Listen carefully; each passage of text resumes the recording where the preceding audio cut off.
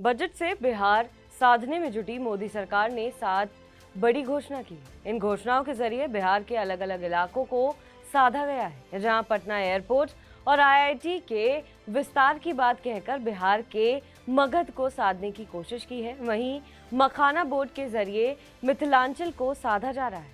Western Koshi canal के जरिए सीमांचल और बिटवा के जरिए शाहाबाद के लोगों को लुभाने की कोशिश की गई है।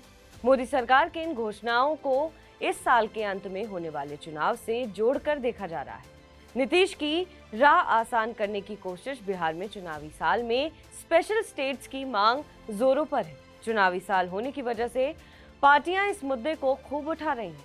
इस वक्त बिहार को विशेष राज्य का दर्जा नीतीश खुद मांग रहे थे। केंद्र ने स्पेशल स्टेट्स को बिहार को नहीं दिया, लेकिन 7 बड़ी घोषणाओं पर नीतीश की राह जरूर आसान करने की कोशिश की है। नीतीश केंद्र की सरकार में प्रमुख हिस्सेदार हैं, वहीं बिहार में केंद्रीय सत्तारूढ़ बीजेपी नीतीश के चेहरे पर ही उतरने का फैसला किया।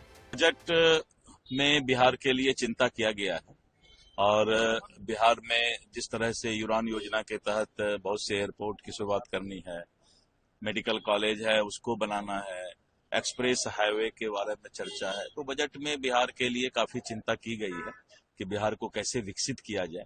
और पूरा उम्मीद है कि जिस तरह से माननीय नरेंद्र मोदी जी की सरकार ने बिहार को विकसित करने के लिए केंद्र सरकार अपनी तरफ से भी हर तरह का मदद के लिए तैयार है, तो बजट में इसका फायदा मिलेगा। मिथिलांचल से सीमांचल तक 7 बड़ी घोषणा। पहली, बजट पेश करते हुए निर्मला सीतारमण ने कहा कि मखाना बोर्ड का गठन किया जाएगा। बोर्ड के जरिए मखाना के कारोबार को सुलभ किया जाएगा, साथ ही किसानों को इसके लिए प्रोत्साहित किया जाएगा। दूसरा, आईआईटी पटना का विस्तार होगा। विस्तार के तहत नए फीचर्स जोड़े जाएंगे, साथ ही आईआईटी की सीटें भी बढ़ाई जाएंगी। आईआईटी पटना की स्थापना साल 2008 में हुई थी।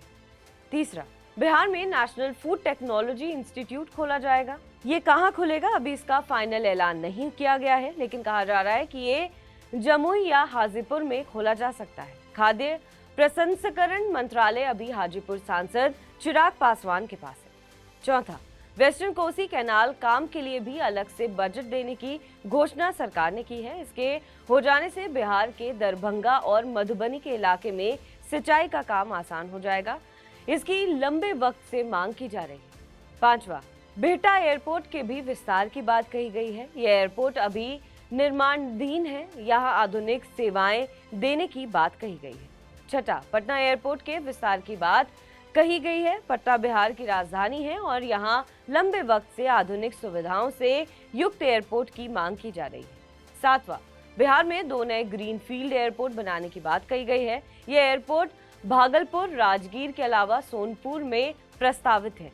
कहा जा रहा है कि निर्मला ने इसी की घोषणा केंद्रीय बजट में कर दी। बिहार में साल के आखिर में विधानसभा की 243 सीटों पर चुनाव होने हैं। बीजेपी और नीतीश कुमार की एनडीए का मुकाबला सीधे इंडिया गठबंधन है। 2020 में काफी क्लोज मुकाबले में एनडीए को जीत मिली थी।